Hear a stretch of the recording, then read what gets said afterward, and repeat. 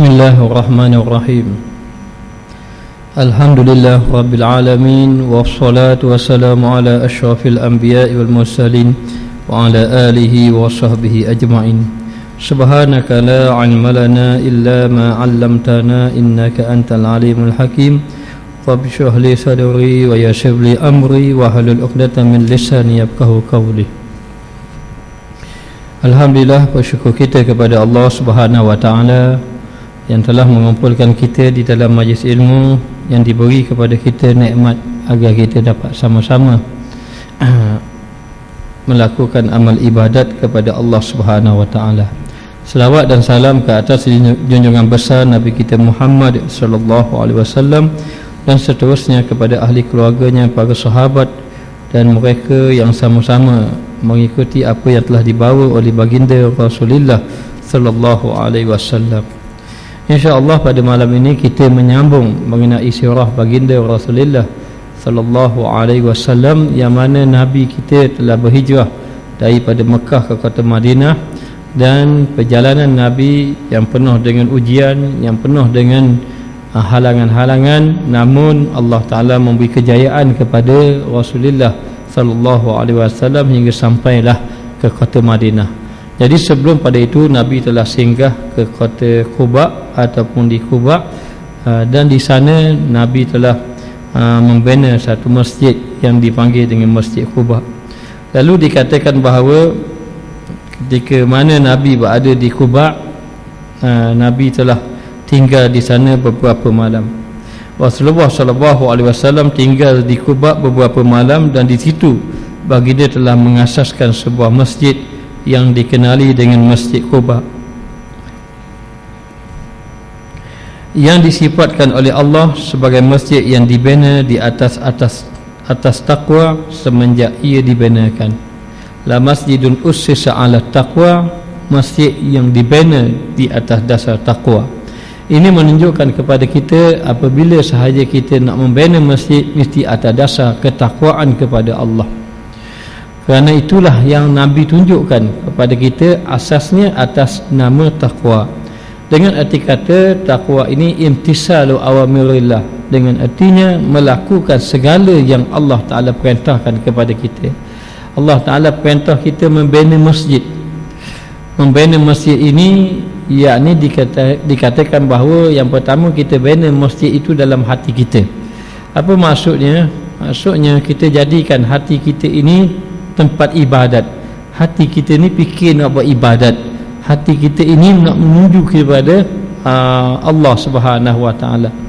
Maka binalah masjid itu di dalam hati kita. Maka itu Nabi bina pada para sahabat, sehingga mereka itu menjadi golongan yang sebaik-baik golongan. Kerana di dalam hati mereka ada masjid. Apa maksudnya? Mereka selalu berulang alik ke masjid.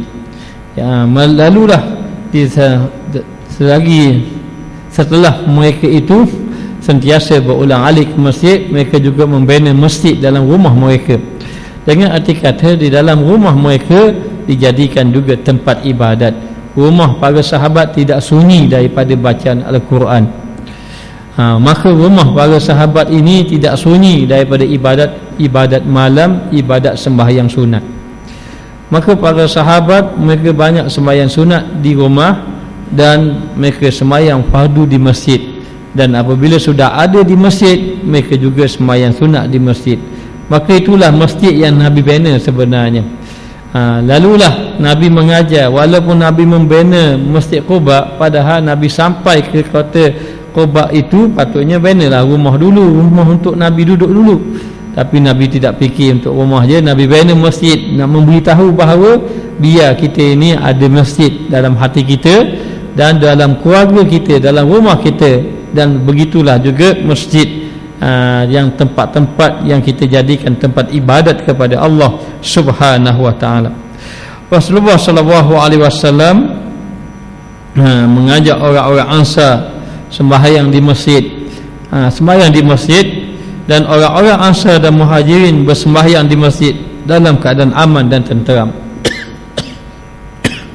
Maka ketika mana sahaja Nabi membina masjid di Quba, maka para sahabat mereka sembahyang di masjid.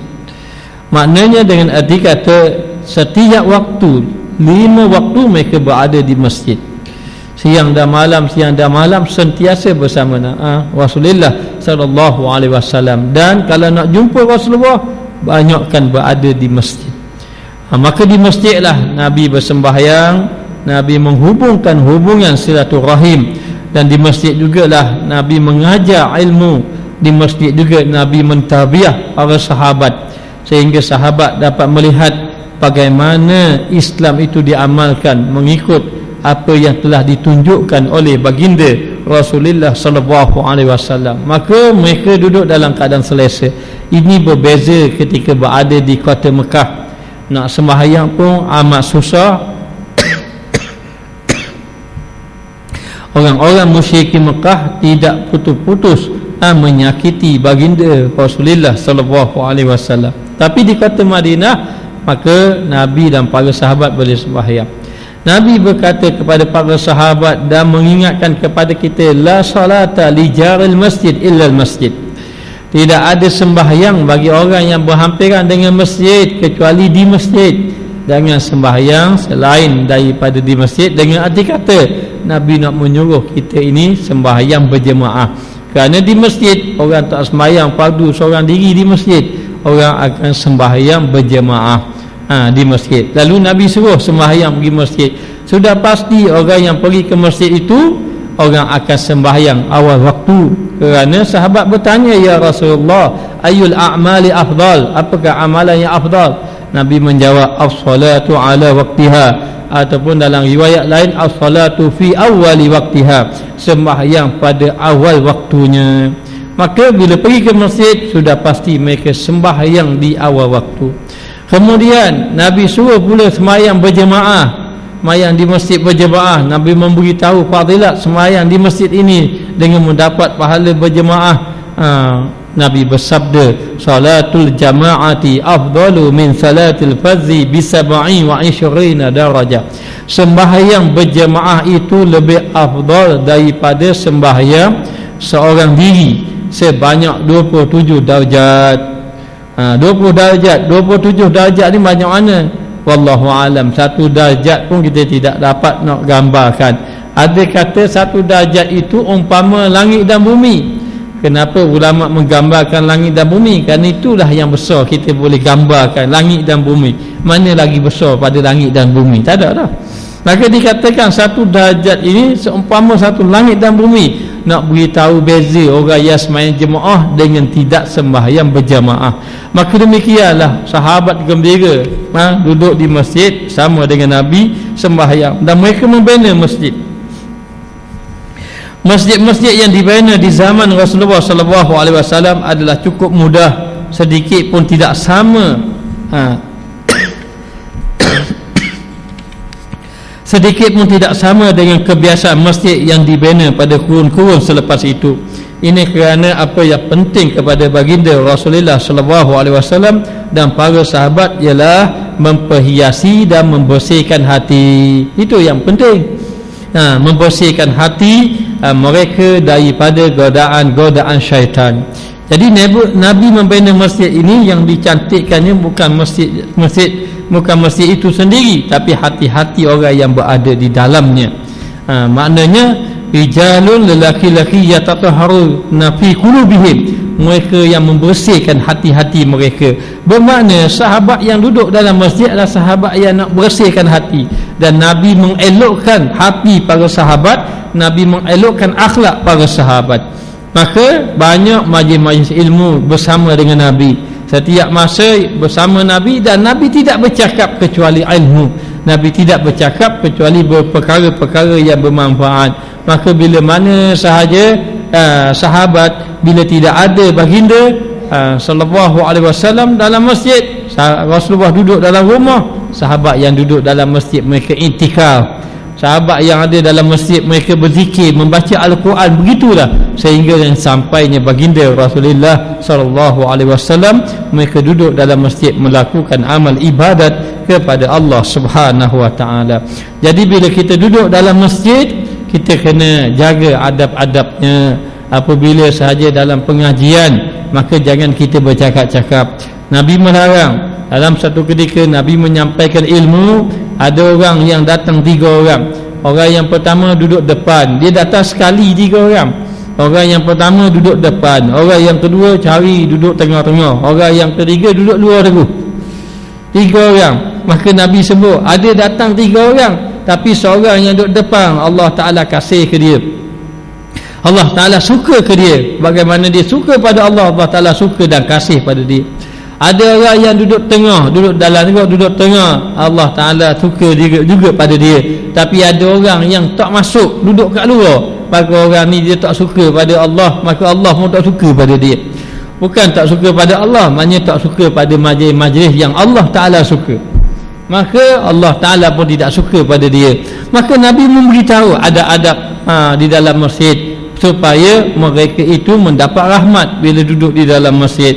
Maka yang dibersihkan adalah hati orang-orang yang beriman.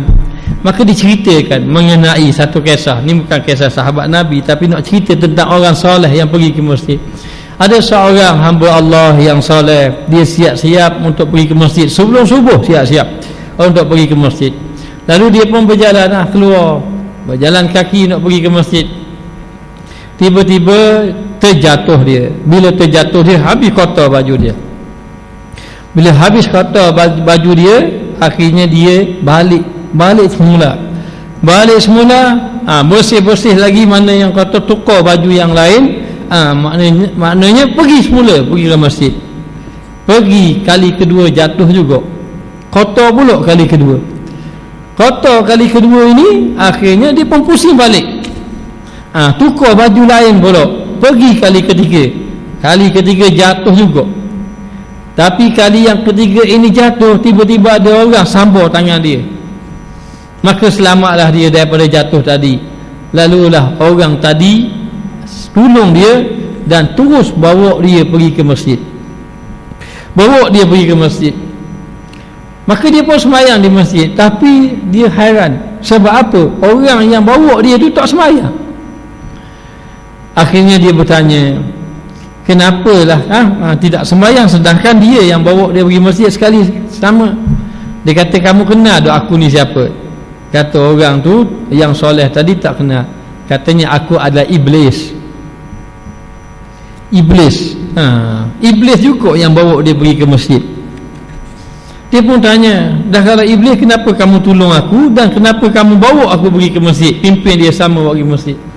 Dia mengatakan bahawa ketika mana kamu pergi ke masjid, kemudian kamu jatuh, yang jatuh tu aku yang rolok. Jatuh. Bila jatuh, kamu ni bangun sungguh bersih, sungguh-sungguh kamu pun balik rumah bersihkan.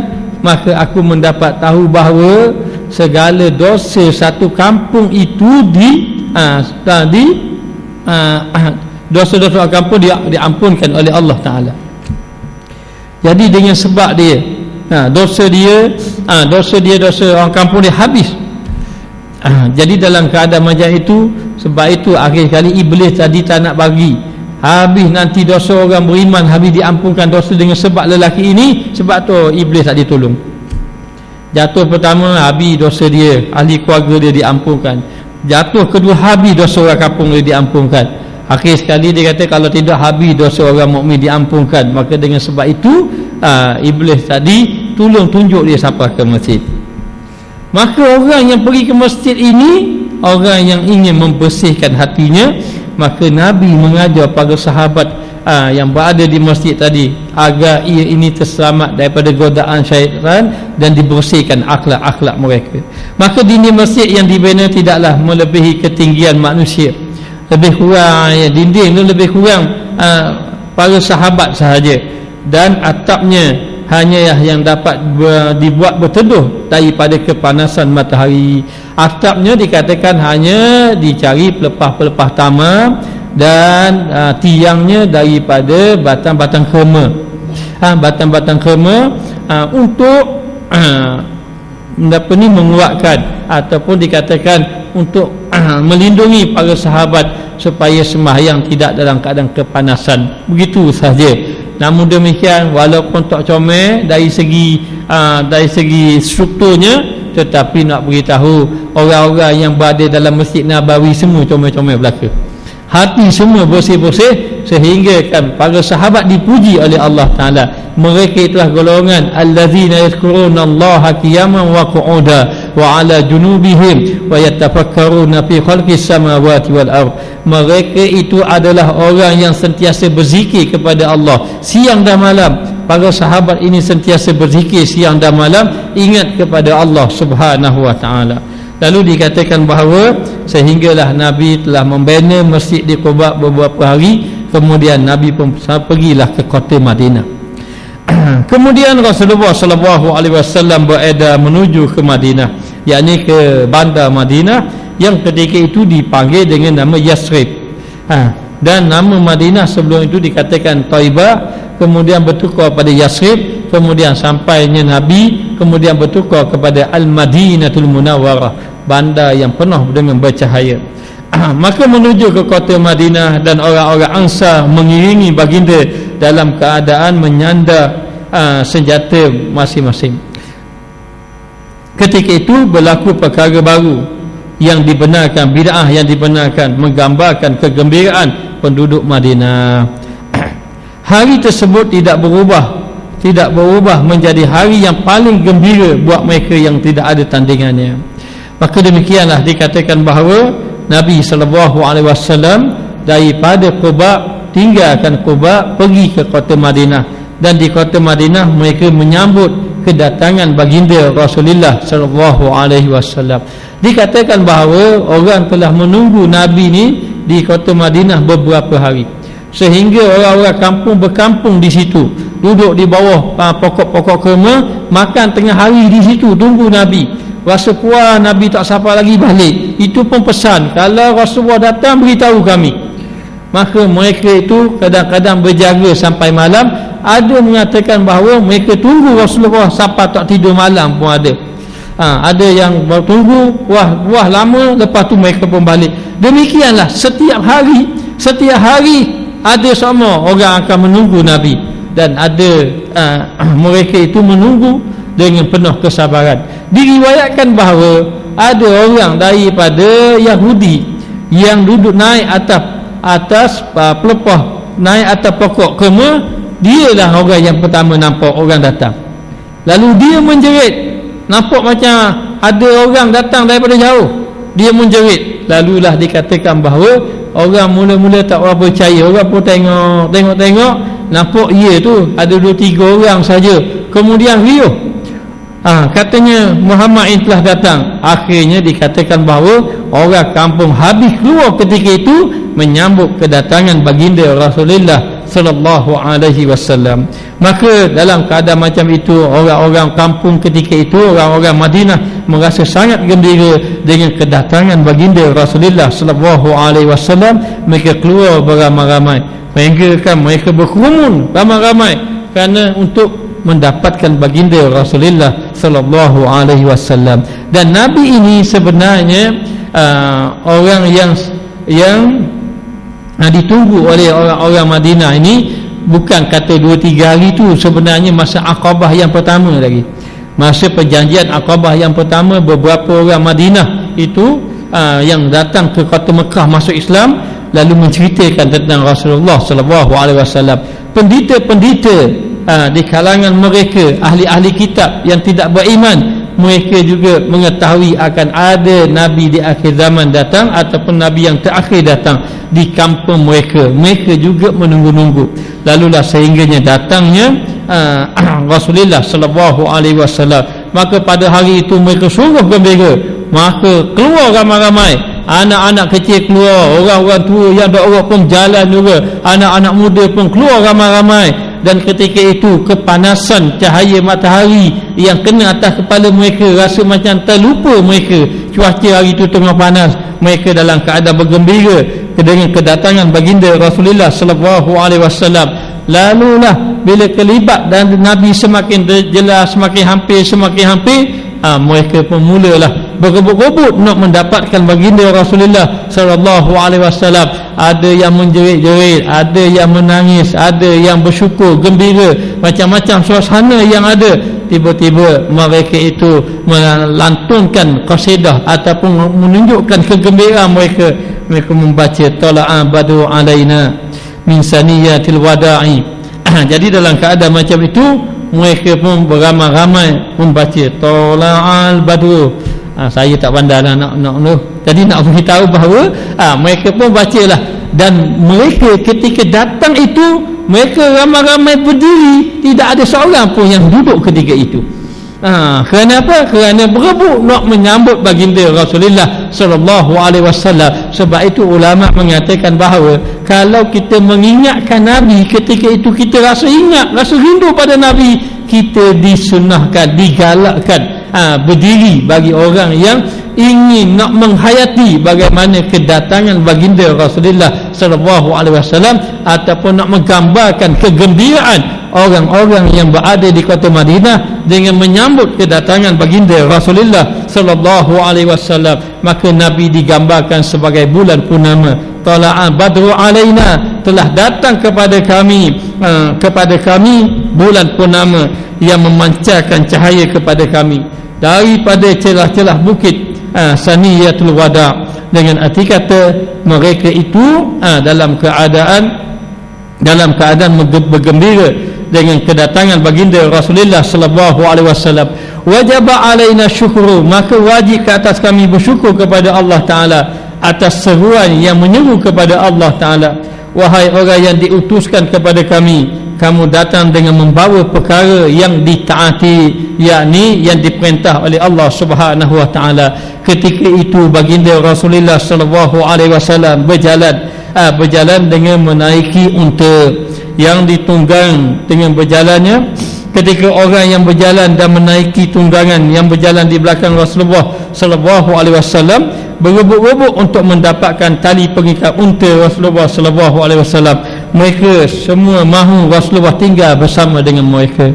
Lalu dikatakan bahawa ketika Nabi sampai ke kota Madinah, Nabi naik atas unta, lalu unta Nabi dikerumuni oleh orang-orang Madinah, dan ketika itu menyebabkan agak susah untuk Nabi nak berjalan. Lalu dalam keadaan macam itu mereka berebut nak ambil, dapat pegang tali pun tak apa, ada orang dapat pegang unta dia pun tak apa, dan mereka cuba melihat wajah baginda Rasulullah sallallahu alaihi wasallam. Ada seorang sahabat yang bernama Abdullah ibnu Salam, dia adalah seorang pendeta ahli kitab yang boleh membaca kitab dan mengetahui sifat-sifat Nabi. Dia amat kenal bagaimana ini Rasulullah, macam mana Rasulullah ini, sifat dia, akhlak dia macam mana, cara dia berjalan macam mana. Lalu dalam keadaan macam itu dia ingin melihat sendiri macam mana yang dikatakan Rasul, yang seorang mendakwa dirinya Rasul datang ke kampung dia, yakni ke kota Madinah. Maka Abdullah ibnu Salam ini pergi juga. Maka dia ni pergi, dia duduk belakang, dia tak apa nampak. Maka bila dia nak tengok Nabi ini, tengok orang ramai, dia cuba mencelahil orang-orang yang ada, cuba boleh selagi mana dia boleh ke depan, dia pergi ke depan. Sehinggalah tiba-tiba dia lihat wajah Nabi. Bila dia lihat wajah Nabi, dia tengok wajah Nabi, dia pun keluar kata-kata, innahu laisa bikazab, ini bukan manusia yang pembohong, tidak. Dengan melihat wajah Nabi sekali, tengok wajah Nabi, pada wajahnya ada cahaya, dia pun kata ini memang orang yang benar-benar dilantik oleh Allah menjadi Rasul. Dalam keadaan macam itu, orang-orang Madinah berebut minta kalau boleh Rasulullah menjadi tetamunya. Memang begitu, orang-orang yang dimuliakan oleh Allah Subhanahu wa taala, bila mana sahaja dia datang saja di kota Madinah, masing-masing berebut dan mereka mengharapkan kalau boleh Rasulullah tidur rumah kami, kalau boleh Rasulullah tidur rumah kami. Macam mana nak menyelesaikan masalah ni? Macam mana nak menyelesaikan masalah ini? Masalah baru siapa? Orang dah berebut dah kalau boleh nak duduk rumah dia. Itu tak fikir kalau boleh nak pergi makan rumah saya, kalau tak boleh tidur rumah saya, rumah saya pun tak apa. Maknanya begitu, orang begitu menyambut dengan kedatangan baginda Rasulullah sallallahu alaihi wasallam. Namun demikian, Nabi tenangkan para sahabat yang berada di kota Madinah yang menyambut kedatangan baginda Rasulullah sallallahu alaihi wasallam. Nabi seru kepada para sahabat agar mereka itu dalam keadaan berkasih sayang di antara satu sama lain. Ayuhan nas absyus salam, wahai manusia, hendaklah kamu sering menyebarkan salam di antara satu sama lain. Jumaat yang pertama, waktu sembahyang Jumaat masuk ketika Rasulullah SAW berada di perkampungan Bani Salim Ibn Auf. Ini dia pusing balik ke belakang. Sebelum Nabi sampai ke kota Madinah, Nabi lalu dalam satu perkampungan Bani Salim Ibn Auf.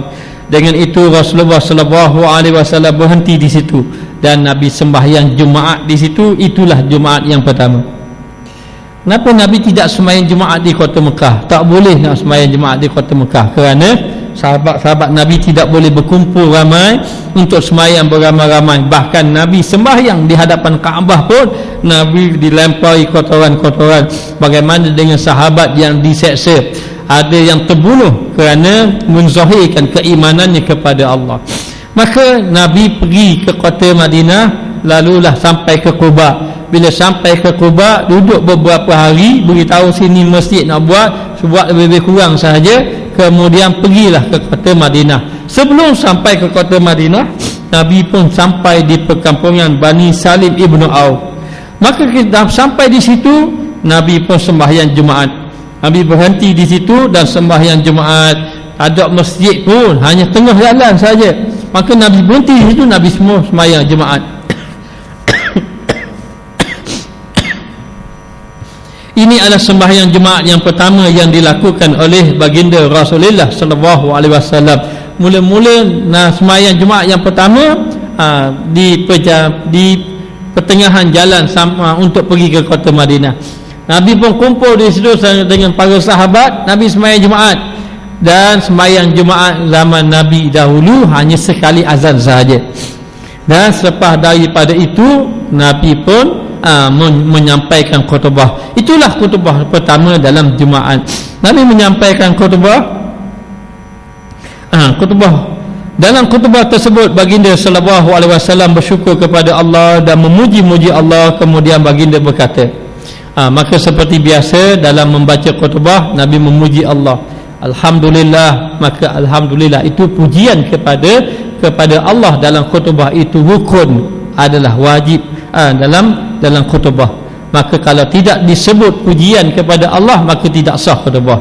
Sama ada disebut alhamdulillah ataupun disebut nashkurullah ataupun hamdan lillah, asalkan perkataan ha mim dal itu ada dalam pujian kepada Allah Subhanahu wa taala. Maka awalnya Nabi memuji kepada Allah Subhanahu wa taala. Kemudian Nabi juga mengajak kepada orang agar bertakwa kepada Allah taala. Maka mengajak manusia bertakwa kepada Allah dalam khutbah Jumaat itu hukumnya adalah wajib juga, mesti ada. Kalau tidak ada, maka rukun khutbah itu atau khutbah itu tidak sah kerana tidak cukup rukun. Maka disebut ittaqullah.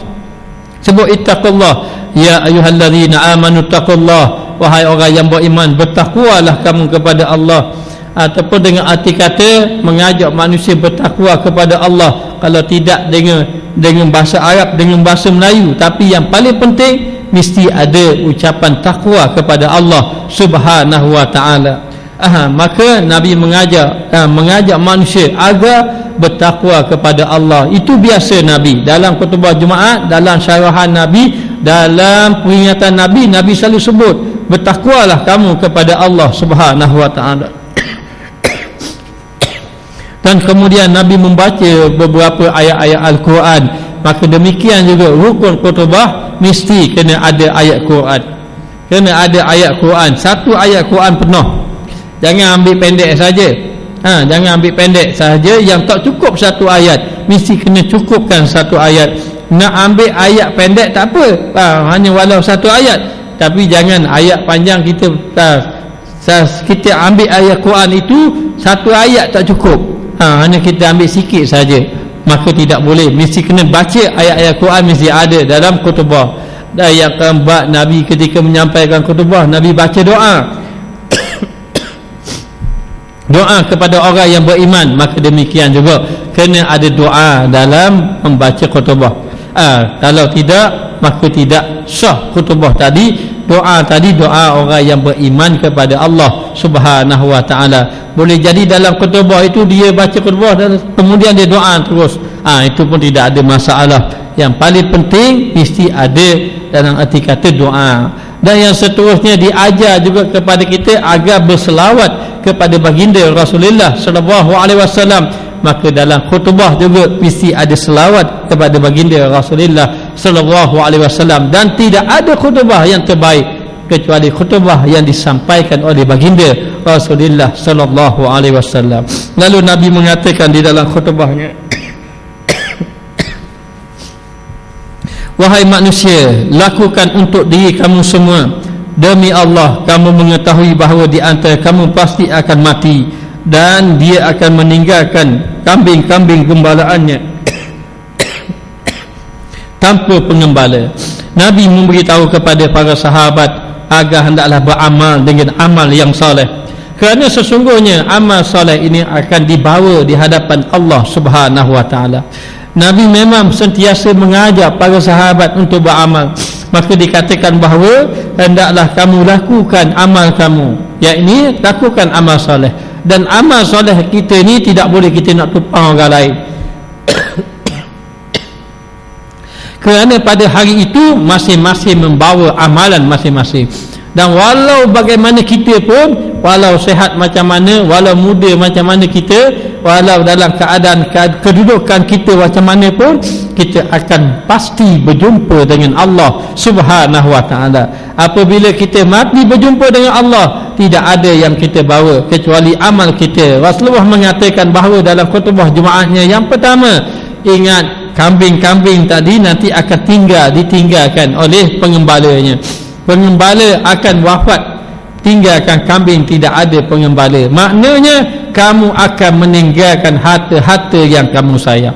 Jadi diharapkan sesiapa yang ada harta, tukarlah harta tadi dengan nilaian akhirat. Kalau tidak, kita rugi. Mana-mana yang ada kebaikan untuk agama, buat masjid, bantu orang susah, ataupun nak ada budak-budak nak belajar agama, bantu. Tukarkan nilaian harta dunia itu kepada akhirat. Kalau kita makan sekadar tu je kita makan, dapatlah rasa nikmat dunia kita makan. Tetapi kalau kita tukar pada nilai akhirat, maka itulah amalan yang kita bawa nanti di hadapan Allah Subhanahu wa taala. Kemudian Tuhannya akan berkata kepadanya, tidak ada penterjemah untuknya dan tidak ada pendinding yang menghalangnya daripada Tuhannya. Ketika itu dia akan berhadapan dengan Allah Ta'ala. Kita akan berjumpa dengan Allah. Tidak ada peguam bela, tidak ada penterjemah, tidak ada pengguam bela, tidak ada pendokong-pendokong, tidak ada pengaruh-pengaruh kita ataupun penolong kita, yang ada diri kita sendiri, amalan kita sahaja. Maka ketika itu kita akan dihadapkan di hadapan Allah Subhanahu wa taala. Apakah Rasulku tidak datang kepada kamu?